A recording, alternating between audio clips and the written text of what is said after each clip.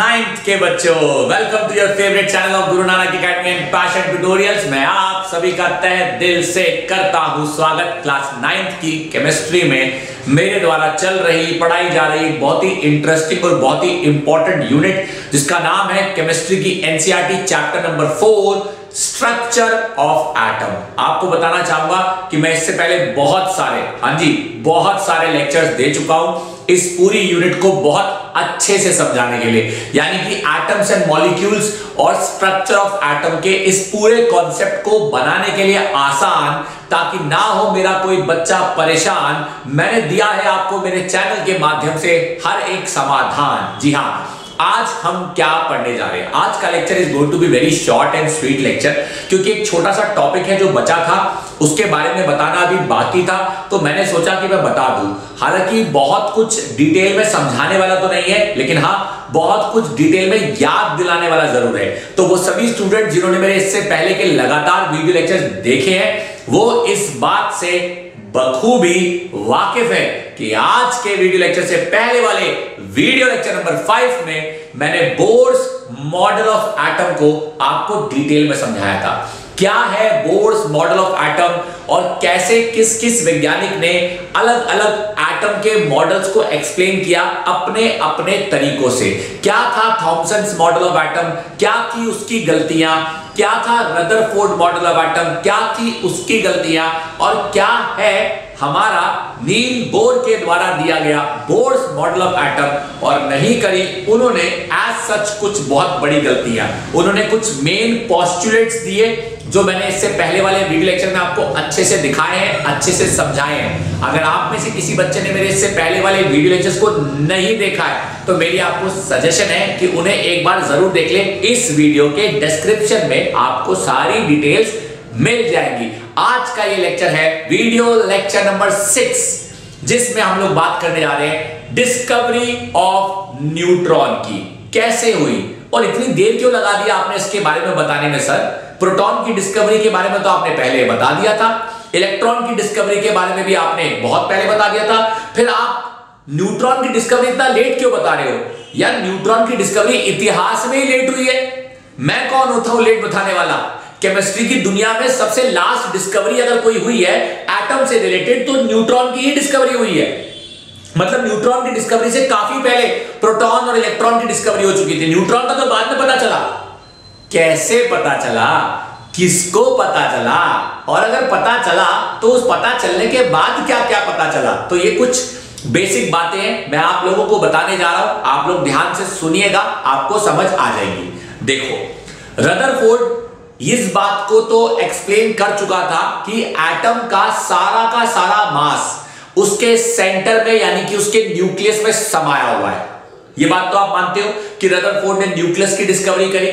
और दूसरी चीज रदरफोर्ड ने एक और बात कही थी कि एटम का सारा मास अगर न्यूक्लियस में समाया हुआ है तो किस वजह से समाया हुआ है, किस चीज के कारण वो सारा मास है, आपको ये भी पता होना चाहिए। तो रदरफोर्ड ने बताया कि एटम का सारा mass is because of positively charge particles called as protons. यानी रदरफोर्ड ने बताया कि एटम का सारा मास उसके अंदर मौजूद पॉजिटिवली चार्ज प्रोटॉन्स की वजह से होता है। तो वैज्ञानिकों ने कहा ठीक है, अब जब रदरफोर्ड ये कह ही चुका है कि एटम का सारा मास उसमें मौजूद प्रोटॉन्स की वजह से होता है, तो एक काम करते हैं, हम उस प्रोटॉन का ही मास पता लगा लेते हैं। लोगों ने कहा ऐसा क्यों? यार जब एटम का सारा मास प्रोटॉन से होता है तो प्रोटॉन का होगा जितना भी मास उतना ही होगा पूरे एटम का मास। तो इससे पहले कि हम पता लगाएं एटम का मास, क्यों ना हम पता लगा लें प्रोटॉन का मास। तो प्रोटॉन का मास और प्रोटॉन का चार्ज पता लगाने के लिए लगातार एक्सपेरिमेंट्स किए गए। वो एक्सपेरिमेंट्स क्या थे, उन एक्सपेरिमेंट से क्या आंसर आया, उन सब की डिटेल में फिलहाल नहीं जाना है, लेकिन इतना जरूर हमें समझना है कि प्रोटॉन की डिस्कवरी हो जाने के बाद, इलेक्ट्रॉन की डिस्कवरी हो जाने के बाद आपके न्यूट्रॉन की डिस्कवरी में प्रोटॉन और इलेक्ट्रॉन की जानकारी इस्तेमाल में आई है। क्या जानकारी? पहली जानकारी कि प्रोटॉन भारी पार्टिकल है। Proton is a heavy particle inside an atom. Electron as such does not have any mass, क्योंकि इलेक्ट्रॉन का जो मास होता है वो इतना कम होता है कि उसके मास को इग्नोर ही कर दिया गया। क्योंकि इलेक्ट्रॉन के मास को इग्नोर कर दिया गया, इसलिए यह माना गया कि एटम का सारा mass is because of the positively charge particle, जिसे कहा गया प्रोटॉन। तो डिस्कवरी ऑफ न्यूट्रॉन में प्रोटॉन के मास को सारी इंपॉर्टेंस दी गई और यह माना गया कि भाई प्रोटॉन, हम तुम्हारा मास पता लगा लेंगे तो एटम का मास पता चल जाएगा। फॉर एग्जाम्पल अब एटम के मास की जो यूनिट होती है उसे हम कहते हैं A.M.U, मतलब सिंपल शब्दों में कहूं AMU, एटॉमिक मास यूनिट, जिसे हम लोग ग्राम में भी मेजर कर सकते हैं। जब अलग अलग तकनीकों से एटम के मास को पता लगाया जा रहा था तो अल्टीमेटली एटम के मास को प्रैक्टिकली कैलकुलेट किया जा रहा था, मेजर नहीं किया जा रहा था। मेरी बात समझ रहे हो? अगर मैं कहता हूं कि एक आम का टुकड़ा 5 किलो का, तो मुझे बताओ अगर एक आम 5 किलो का तो 10 आम कितने किलो के? 50 किलो के। ये मैंने मैथमेटिक्स किया है, कैलकुलेट किया या तराजू पे रखा है? मैंने मैथमेटिक्स किया, मैंने मल्टीप्लाई किया, मुझे आंसर मिल गया। क्या मैंने तराजू पे रख के ये काम किया? ना बाबा ना, ये काम मैंने तराजू पे रख के नहीं किया। तराजू मतलब आप जानते हैं वेइंग मशीन। तो किसी भी चीज को कैलकुलेट करके प्राप्त करना और किसी भी चीज को नापना is a two different thing. अगर मैं ये कहता हूं कि एक आम के टुकड़े का वजन 5 किलो है तो 10 आम के टुकड़ों का वजन 50 किलो होना चाहिए ना। एक आदमी ने कहा नहीं मैं नहीं मानता, मुझे तराजू पे तुम रख के दिखाओ। चलो भाई ठीक है, हम तराजू पे रख देते हैं। अब तराजू पे जब हमने रखा, मान लीजिए, तो कितना आना चाहिए? 50 किलो आना चाहिए ना, कॉमन सेंस है। एटम के साथ ऐसा नहीं हुआ। एक बच्चा बोला मतलब आप कहना चाहते हो एटम के साथ ऐसा नहीं हुआ? नहीं। एग्जाम्पल देता हूं। फॉर एग्जाम्पल हीलियम का या हीलियम के पास, सुनना ध्यान से, हीलियम का या हीलियम के पास 2 प्रोटॉन्स होते हैं, तो कायदे से उसके एक प्रोटॉन का मास 1 एटॉमिक मास यूनिट माना गया है। एक प्रोटॉन का मास हमने 1 एटॉमिक मास यूनिट मान लिया फॉर एग्जाम्पल। तो 2 प्रोटॉन का मास कितना बनना चाहिए? 2 एटॉमिक मास यूनिट या फिर 2 ग्राम बनना चाहिए। तो हीलियम का मास कायदे से कितना आना चाहिए? 4 एटॉमिक मास यूनिट, यानी कायदे से 4 ग्राम आना चाहिए हीलियम का। लेकिन मैंने जो आपको ये जानकारी दी है, ये जानकारी किसके आधार पे दी? प्रोटॉन के आधार पे। अब किसी ने कहा ठीक है सर, बात तो सही है यार, एक अगर हीलियम के पास 2 प्रोटॉन होते हैं तो एक प्रोटॉन का मास 1 ग्राम या फिर 1 AMU, तो 2 प्रोटॉन का मास 2 ग्राम या फिर 2 AMU। कॉमन सेंस है। एक बच्चे ने कहा नहीं मैं नहीं मानता, तराजू पे रख के दिखाओ, रखो तराजू पे, नापो। जब हीलियम को या हीलियम के जैसे और बाकी एलिमेंट्स को एक एक करके वैज्ञानिकों ने टेक्निक का इस्तेमाल करके, तराजू का इस्तेमाल करके मेजरमेंट करनी शुरू करी, जब एटम्स को माइन्यूटली नापा जाने लगा, जब मेजर किया जाने लगा, तो पता चला कि एटम का मास उस वैल्यू जो हमने कैलकुलेट करी है उससे ज्यादा आ रहा है। मतलब आप कह रहे हो कि हीलियम के पास 2 प्रोटॉन होते हैं तो कायदे से 2 ग्राम आना चाहिए, तो तराजू पे रखने पे क्या 4 ग्राम आ गया? सही पकड़े हैं, यही हुआ। हीलियम का एटॉमिक मास, ये एक एग्जांपल है, ऐसे कोई भी एग्जांपल हम ले सकते हैं, हीलियम का atomic mass was found to be double of what it was assumed to be. मतलब हीलियम का मास जो प्राप्त हुआ वो उस वैल्यू का डबल था जो हमें लग रहा था कि होगा। तो हमें लग रहा था कि हीलियम का मास 2 एटॉमिक मास यूनिट होगा, लेकिन हीलियम का मास निकला क्या? 4 एटॉमिक मास यूनिट, मतलब कि उस वैल्यू का डबल। कहां से, कैसे? जब हीलियम के पास 2 ही प्रोटॉन थे तो फिर 4 AMU कैसे आया? इसका मतलब कुछ तो है, एटम के अंदर कुछ तो है। किसके अलावा? प्रोटॉन के अलावा, जो एटम को भारी बनाने का रोल प्ले कर रहा है। कुछ तो है एटम में जो एटम को प्रोटॉन के साथ ऐड ऑन होकर भारी बना रहा है। रदरफोर्ड ने 1920 में लोगों को यह बात सबूत के साथ एक्सप्लेन नहीं करी, लेकिन एक कॉन्सेप्ट के साथ कह दी। सुनना मेरी बात।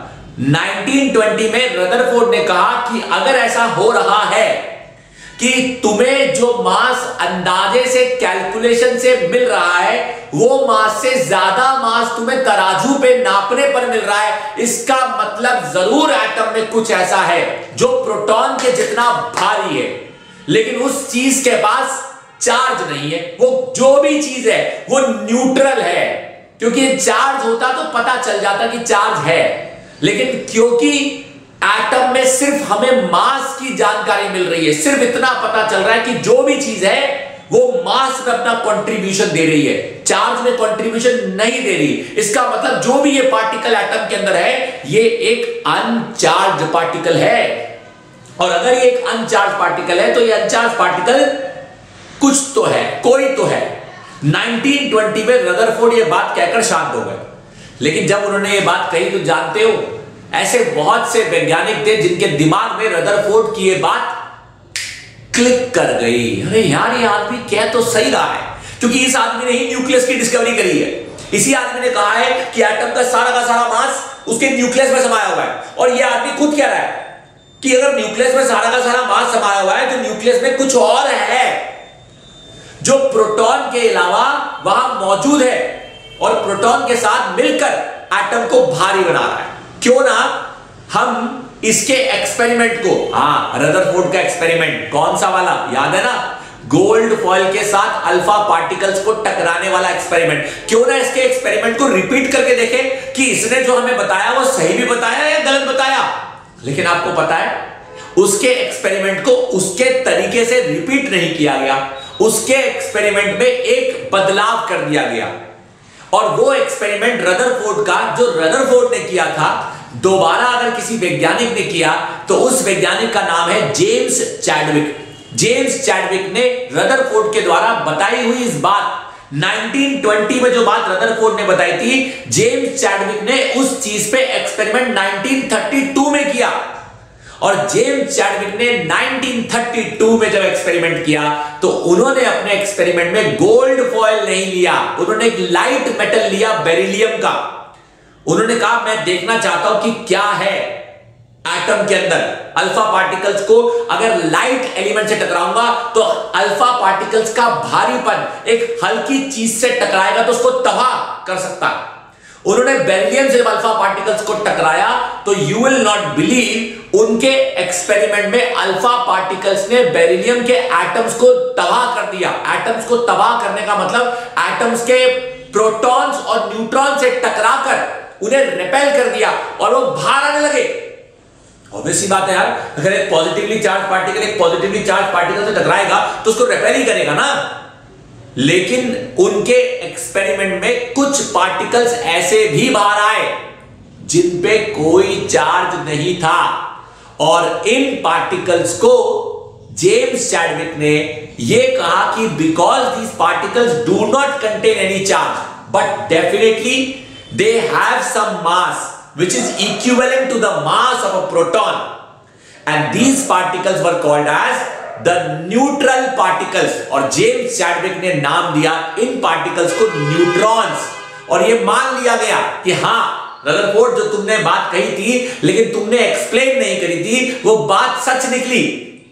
एक्सपेरिमेंट के तौर पे हमारे सिलेबस में क्लास 9th में रदरफोर्ड के एक्सपेरिमेंट की डिटेल का जिक्र किया गया है, लेकिन जेम्स चैडविक के एक्सपेरिमेंट की डिटेल का जिक्र नहीं किया गया, सिर्फ बताया गया है। तो कोई आपसे नहीं पूछेगा कि रदरफोर्ड के एक्सपेरिमेंट को जब जेम्स चैडविक ने दोहराया तो बताओ उसने अपने एक्सपेरिमेंट में क्या किया।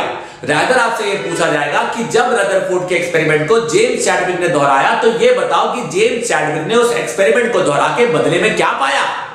तो जेम्स चैडविक ने 1932 में उस एक्सपेरिमेंट को दोहरा के ये पाया कि एटम के न्यूक्लियस में प्रोटॉन्स के साथ साथ एक और पार्टिकल है जो एटम के अंदर न्यूक्लियस में रहकर एटम को भारी बनाता है, परंतु उसे कोई चार्ज बदले में नहीं दे पाता है, और उस पार्टिकल को न्यूट्रल पार्टिकल कहा गया, या हम सिंपल शब्दों में कह सकते हैं कि उस पार्टिकल को न्यूट्रॉन कहा गया।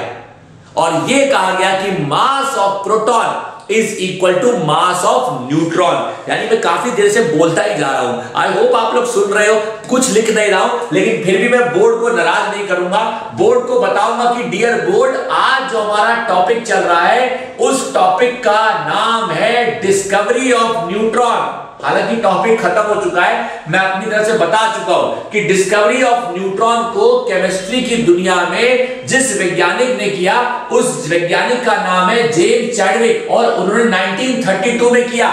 1932 में उन्होंने बेसिकली अल्फा पार्टिकल को लाइट एलिमेंट लाइक बेरिलियम से टकराया। अल्फा पार्टिकल को लाइक बेरिलियम से टकराकर ये पाया कि बाहर, आई रिपीट माय सेंटेंस, बाहर कुछ ऐसे पार्टिकल्स आ जाते हैं, बाहर कुछ ऐसे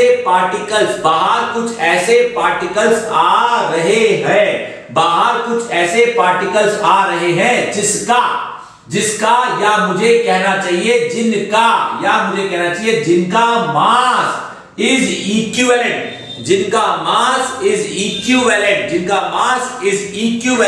to proton, and have no charge, जिनका mass is equivalent to proton and have no charge, that is they are neutral particles, and इन्हें नाम दिया गया। क्या नाम दिया गया? इन पार्टिकल्स को न्यूट्रॉन्स कहा गया। क्या कहा गया? न्यूट्रॉन्स कहा गया। बोलो जी, कोई डाउट किसी बच्चे को? समझ आनी चाहिए बातें।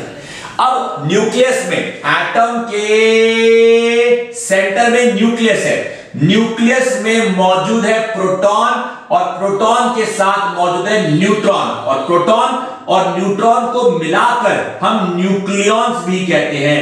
प्रोटॉन और न्यूट्रॉन को मिलाकर हम न्यूक्लियॉन्स भी कहते हैं। मेरे प्यारे प्यारे क्लास 9th के बच्चों, इन्हें न्यूक्लियॉन्स भी कहा जाता है, क्योंकि अब एटम में प्रोटॉन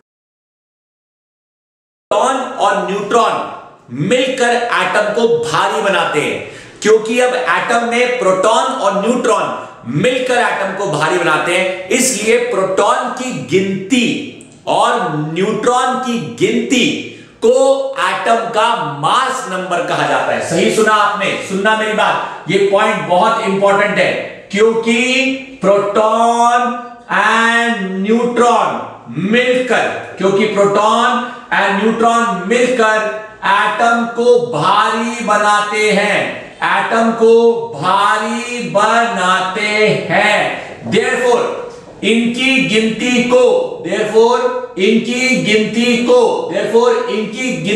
को मास नंबर कहा जाता है। दैट इज, सिंपल शब्दों में कहूं तो number of protons plus number of neutrons is equal to mass number, where A is a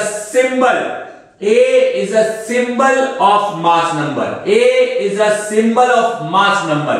और सही मायनों में कहूं तो नंबर ऑफ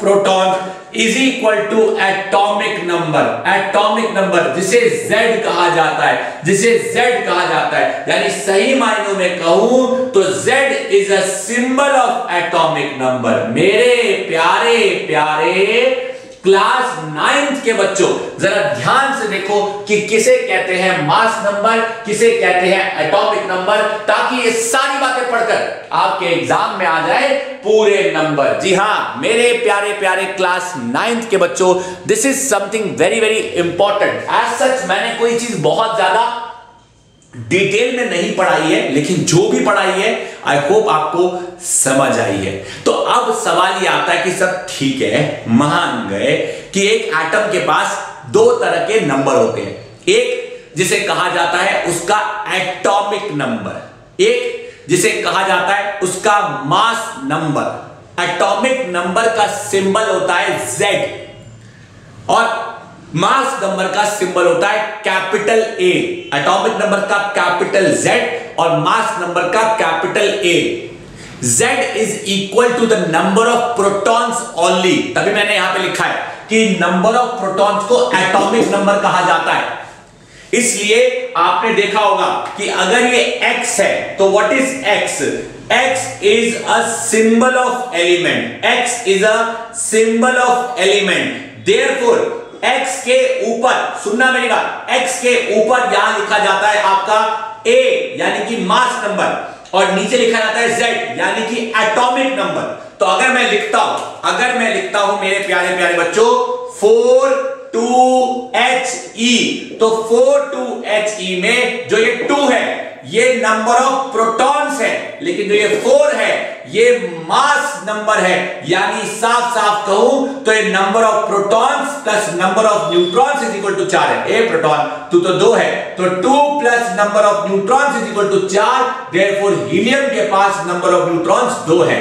अब समझ आया कि कैसे एटम में हम न्यूट्रॉन्स की गिनती का अनुमान लगा सकते हैं। क्या होता है एटॉमिक नंबर, क्या होता है मास नंबर, इस बात को अपने दिमाग में बिठा सकते हैं। आई होप मेरे प्यारे प्यारे बच्चों को ये बातें समझ आ रही है। एक बार नहीं, मैं कहता हूं 2 बार सही। जो बोर्ड पे है मैंने इतना कुछ आपको लिखवाया, उसे अच्छे से घूरो तो सही, तब जाके मैं ये मानूंगा कि मेरे बच्चों को ये बात समझ आई तो सही कि न्यूट्रॉन की डिस्कवरी से हमें ये पता चल गया कि एटॉमिक नंबर क्या होता है और मास नंबर क्या होता है। एक एटम के पास हमेशा न्यूट्रॉन्स की गिनती प्रोटॉन्स के बराबर हो ये जरूरी नहीं है।